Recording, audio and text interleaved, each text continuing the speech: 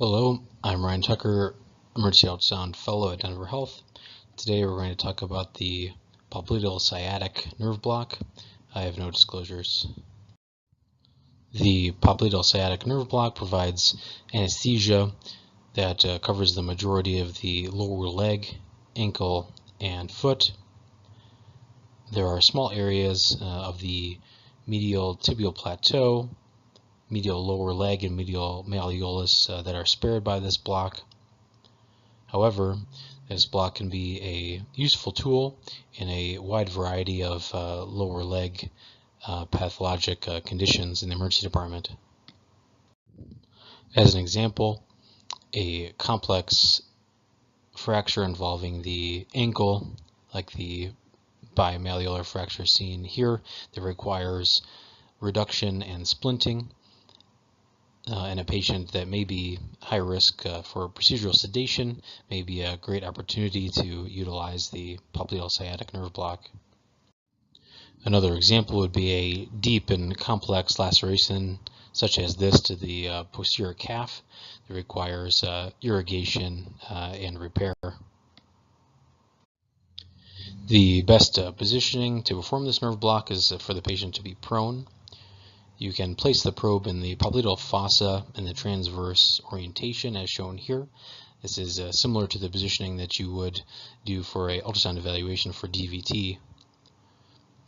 A good landmark to identify initially is the popliteal artery, which is the deepest vessel. The popliteal vein should be superficial to this. Superficial to these vascular structures, you may see the tibial nerve. If you trace this nerve cranially, you may identify the branch point of the common peroneal nerve. This branch point is the optimal location to perform the block. Just proximal to the popliteal fossa in the posterior leg, you can identify all the landmarks that are needed to perform this block. The deepest structure that you may see is the hyperechoic border of the distal shaft of the femur. Superficial to this, you will see the popliteal artery. Superficial to this, the popliteal vein outlined in blue here. Superficial to that, you will see the tibial nerve outlined in yellow here. Lateral to that, you will likely see the branch of the common peroneal nerve. If you trace these nerves proximally, you may see when they come together, forming the sciatic nerve.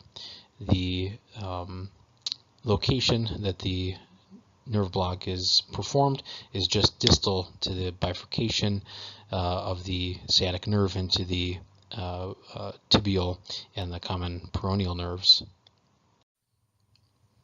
In this ultrasound clip, we see the landmarks being identified. This hyperechoic line here is the distal femur. And you can see the pulsating popliteal artery here and the vein sitting just on top. The tibial nerve can be seen here, and coming in and out of view here is the common peroneal nerve. Once you have identified all those key landmarks, you can set up to perform the nerve block procedure. The preferred approach to this block is the in-plane technique. The needle enters the skin just lateral to the probe and is advanced from the lateral to medial orientation towards the target under real-time ultrasound guidance. The ideal location to inject anesthetic is just distal to the bifurcation of the sciatic nerve, where the common peroneal nerve and the tibial nerve are separate structures, but are close enough together to block with a single injection. The needle tip is advanced from the lateral aspect as shown here. The needle is followed in a long axis. The needle tip is placed in the space between the tibial nerve and the common peroneal nerve. Injection of anechoic anesthetic fluid should fill around both nerves to achieve a good block. 15 to 20 cc's of anesthetic is required to achieve a good block. Thank you very much for your attention and for your interest in performing nerve block procedures that can greatly benefit our patients.